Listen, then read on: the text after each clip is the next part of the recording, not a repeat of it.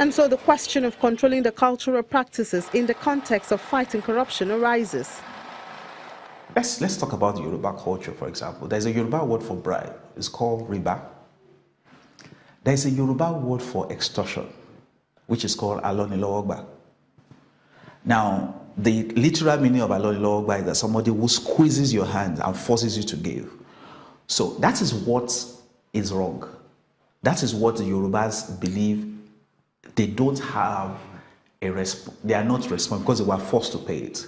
You know, a friend of mine was saying that there are people that drive around town they'll pay money to a policeman and put a cost on it, right? So that's the extortion money. But there is a bribe that is an inducement for action.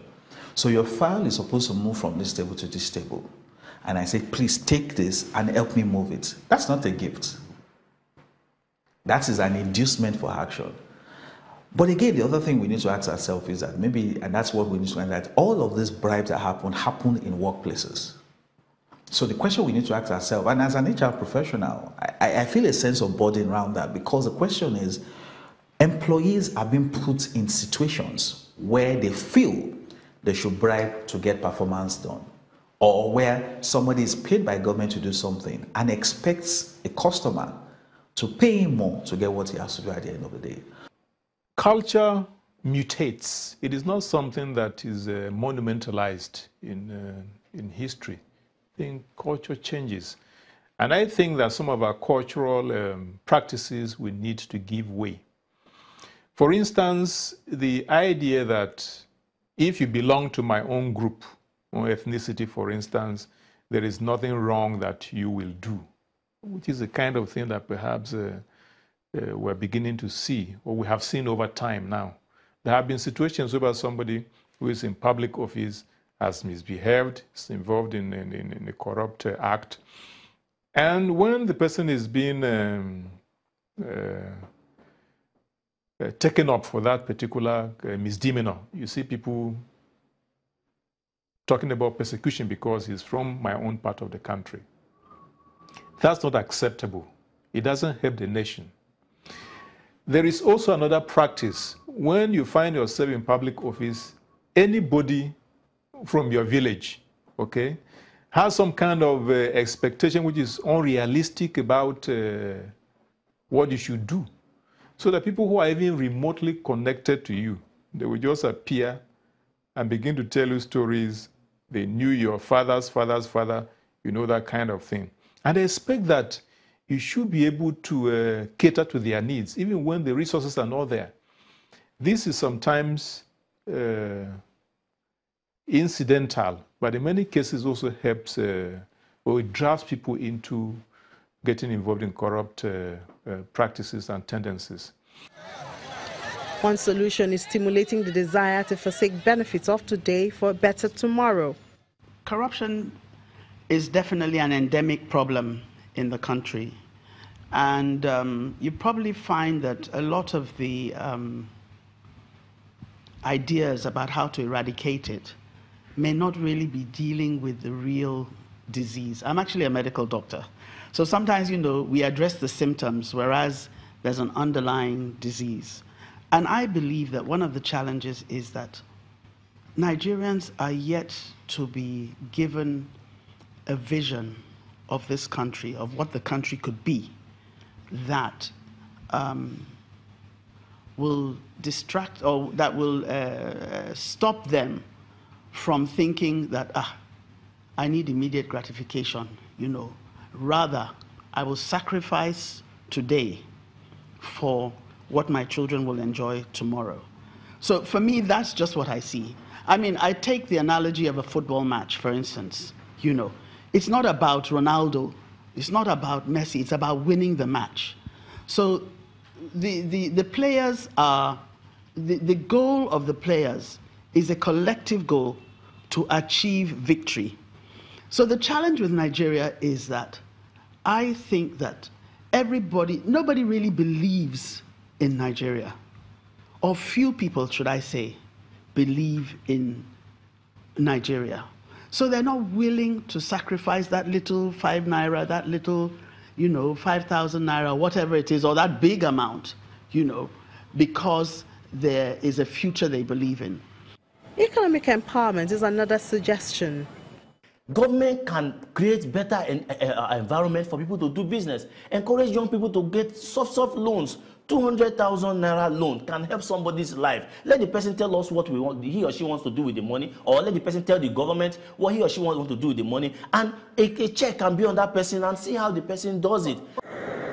Once again, the suggestion of creating special courts comes up. You see, sometimes fighting social issues need to have an element of symbolism to show people you are serious. So when you create a court, it's a strong statement you are making that I want to deal with it. Secondly, if you also dedicate a court for corruption, the corruption cases, the judges become more professional and become more experienced in those kind of cases. Just like when you have family courts. I mean, a judge in a family court, after a couple of years, we hear a case and know this is really what is happening when he hears a husband and a wife talking, or a child. And then maybe the third part of it is that the process can be made faster. So you have a case where somebody has a corruption case, and the case is being tried in Lagos High Court, and the person goes to another court to get and goes all of the way. But when you have dedicated courts, there's a likelihood that you may get faster results. Of course, we create consequences for bribery. As we speak now, if somebody collects a bribe for me, what do I do? If I blow whistle, I think the whistle that is heard when you blow is when it's against somebody who has blown. You know, in Nigeria, when you blow, it means you have a lot of money. So I blow a whistle, I say a policeman collected 20 times. Somebody will say, what kind of hopeless whistle are you blowing? We're looking for great whistle blowing and all of that. So that's where we are now. This is connected to stronger institutions. Agencies we have in the country, EFCC, Anti-Corruption Commission, all kinds of things. We have to strengthen them and arm them effectively to be able to tackle this matter. We must ensure that the police is democratically liberated to perform its functions according to the constitution of the country. Right now, the police people are not being made to do their job. There are so many amorphous groups being set up by the same government to fight corruption without any reference to the central organization that deals with corruption, which is police. You are talking about EFCC is doing job, it's doing well now. Well, I'm not content with that because I'm not a policeman, I've retired to my village.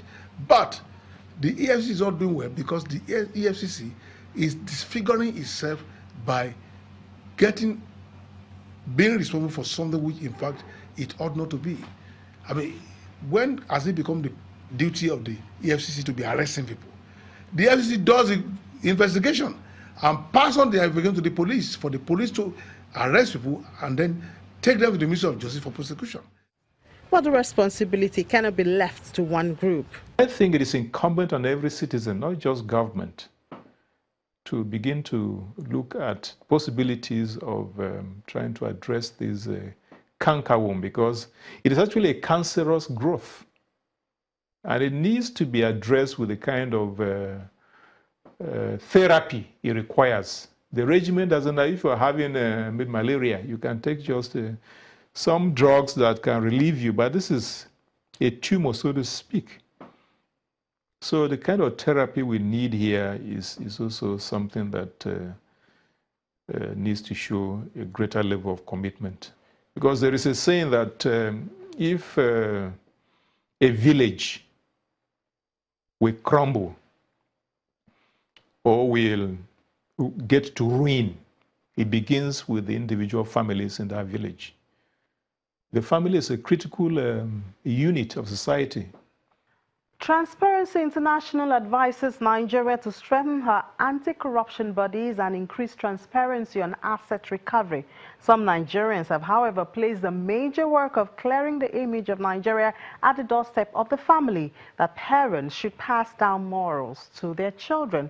What this means is that it's not just an issue of corruption in a sector or any sector of the country, but that of everyone taking up a part of the fight. Because as President Muhammadu Buhari has said, if Nigeria does not kill corruption, corruption will kill Nigeria. How are you fighting corruption in your little or big corner? Talk to us on Big Story. That's it for now. Thank you so much for watching. I'm Ini John Mekwa.